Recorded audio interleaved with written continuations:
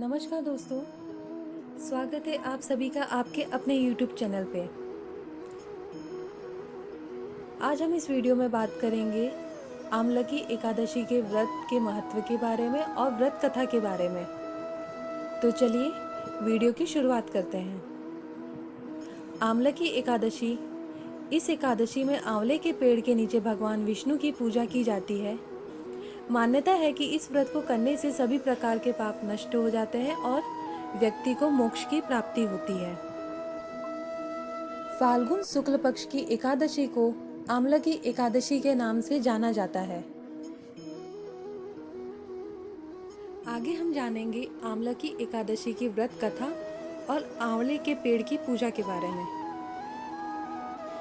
इस दिन हमें भगवान विष्णु की पूजा करने के बाद आंवले की पेड़ की पूजा करनी चाहिए। इसके लिए हमें वृक्ष के चारों ओर भूमि साफ कर लेनी चाहिए और पेड़ की जड़ में वेदी बनाकर कलश स्थापित करना चाहिए। कलश में पंचरत्न रखकर दीप जलाकर रखना चाहिए। फिर कलश के ऊपर परशुराम जी की मूर्ति स्थापित करें और विधिवत पूजा करें। शाम के समय फिर से विष्णु भगवान जी की पूजा करें और रात भर भजन कीर्तन करते हुए बिताएं। अगले दिन यानी द्वादशी को ब्राह्मणों को भोजन कराएं, उन्हें एक सिद्धा प्रदान करें और अपने यथाशक्ति अनुसार दान दक्षिणा देकर विदा करें और इसके बाद ही खुद भोजन करें। आमलकी एकादशी से जुड़ी हुई बड़ी ही एक रोचक कथा है। चलिए कथा को हम श्रवण करते हैं। पौराणिक कथा के अनुसार एक बार वैदिश नाम का नगर था। ब्राह्मण, क्षत्रिय, वैश्य और शूद्र चारों वर्ण बड़े ही आनंद से रहते थे। उस नगर में सदैव वेद ध्वनि गूंजा करती थी। उस नगर में चैत्ररथ नाम का चंद्रवंशी राजा राज्य करता था। वह अत्यंत ही विद्वान और धर्मी था। उस नगर में कोई भी व्यक्ति दरिद्र व कंजूस नहीं था। सभी नगरवासी विष्णु भक्त थे और आबाल वृद्ध स्त्री पुरुष एकादशी का व्रत किया करते थे। एक बार फाल्गुन मास के शुक्ल पक्ष की आमलकी एकादशी आई। उस दिन राजा, प्रजा तथा बाल वृद्ध सबने हर्षपूर्वक व्रत किया। राजा अपनी प्रजा के साथ मंदिर में जाकर पूर्ण कुंभ स्थापित करके धूप दीप नैवेद्य पंचरत्न आदि से आंवले के पेड़ की पूजा करने लगे और इसी प्रकार स्तुति करने लगे। इसके बाद सबने उस मंदिर में रात्रि का जागरण भी किया। रात्रि के समय वहां एक बहेलिया आया जो अत्यंत ही पापी और दुराचारी था। वह अपने कुटुंब का पालन जीव हत्या करके किया करता था। भूख और प्यास से अत्यंत ही व्याकुल वह बहेलिया इस जागरण को देखने के लिए मंदिर के एक कोने में बैठ गया और विष्णु भगवान तथा एकादशी का महात्म्य की कथा सुनने लगा। इस प्रकार अन्य मनुष्यों की भांति उसने भी सारी रात जाग कर बिता दी। सुबह होते ही सब लोग अपने घर चले गए तो बहेलिया भी अपने घर को लौट गया। घर जाके उसने भोजन किया।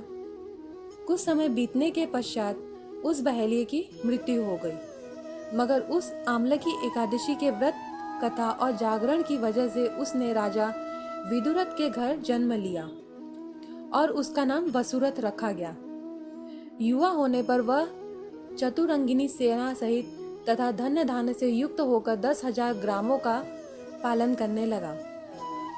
वह अत्यंत ही धार्मिक, सत्यवादी, कर्मवीर और विष्णु भक्त था। वह प्रजा का समान भाव से पालन किया करता था। दान देना उसका नित्य कर्तव्य हो गया। एक दिन राजा शिकार खेलने के लिए गए। देवयोग से वह मार्ग भूल गए और दिशा ज्ञान न रहने के कारण उसी वन में एक वृक्ष के नीचे जाकर सो गए। थोड़ी देर बाद वहां कुछ लोग आए और राजा को अकेला देखकर मारो मारो शब्द कहते हुए राजा की ओर दौड़ गए। वे कहने लगे कि इसी दुष्ट राजा ने हमारे माता पिता, पुत्र पौत्र आदि अनेक संबंधियों को मारा है तथा देश से निकाल दिया है, अतः इसको हमें भी अवश्य मारना चाहिए। ऐसा कहके वे उस राजा को मारने दौड़े और अनेक प्रकार के अस्त्र शस्त्र उनके ऊपर फेंके। वे सब अस्त्र और शस्त्र राजा के शरीर पर गिरते ही नष्ट हो जाते, और उनका वार पुष्प के समान प्रतीत होता।